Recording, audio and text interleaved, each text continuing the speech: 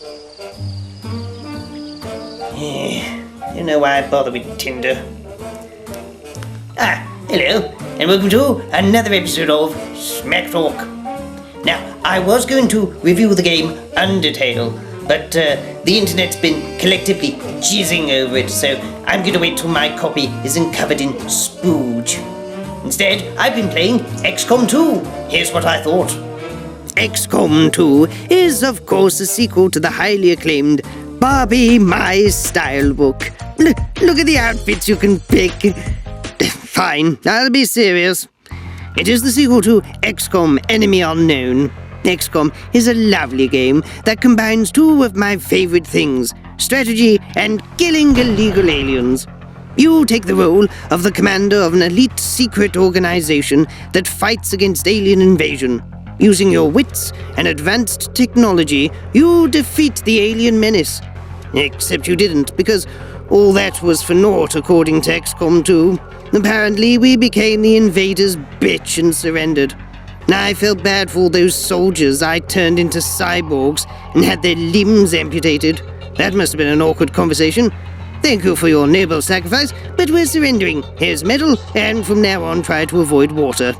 So no more disgruntled Shen, and no more Nazi-sympathizing Valen.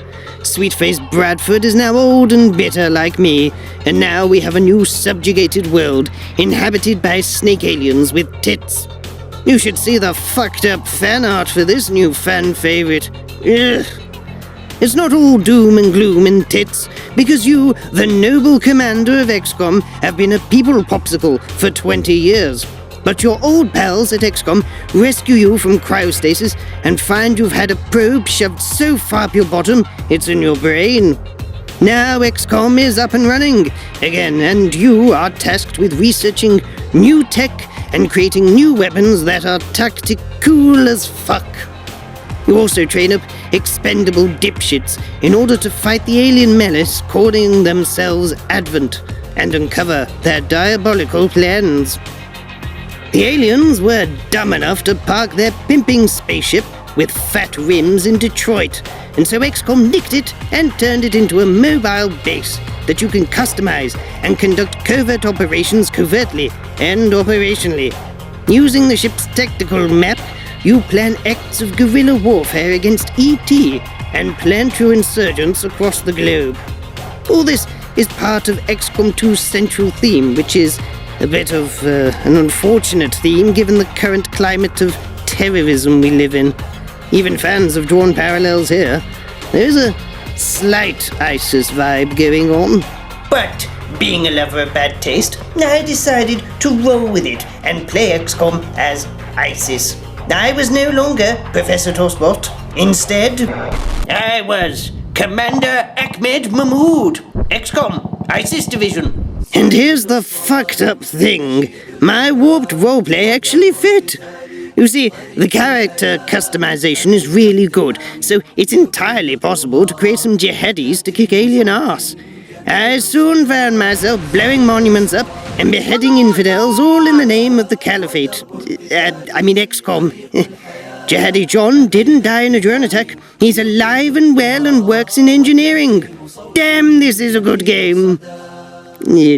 Back on topic, XCOM 2 Alien Boogaloo requires strategic thinking when you go on missions, and you will need to find the best ways to move your fleshy chess pieces on the map. It is a bit like being a chess player, only I've lost my virginity. But enough about my time in the Navy. You can use cover, sneaking, and soldier abilities to complete objectives and destabilize aliens who make knockoff North Korean propaganda. As the game progresses, the enemies get even more bullshittier. You end up fighting tentacle rape monsters, fucking laser angels, and Ed 209's cousin who skipped leg day. It offers a challenge, but some of the abilities are inherently bullshit. The original Rookie Eater, the chrysalids from XCOM 1, have been beefed up, and now they can lay their spawn and produce 3 more of their chitinous bastards. We'll slice my cock and call me Caitlin. That's just not fair. XCOM 2 is a lot of fun, though. It has had some fat trimmed off the original and adds new features while still delivering the usual XCOM experience. You will spend hours customizing characters only to have them die off in the next mission, and you will get stuck into the engrossing campaign. XCOM 2 is the type of game where your family legally declares you a missing person after you replay the game for the 25th time. If you like strategy and putting the hurt on aliens, then I can recommend XCOM 2. I had fun playing it. I actually felt joy in my heart. So much joy it made my left arm go numb and... Wait a moment.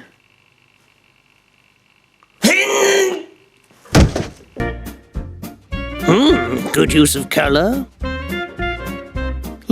Shallow and pedantic. Erotic. What do you think the artist was trying to say? Truly, one for the ages. Funny, I don't remember buying a clock.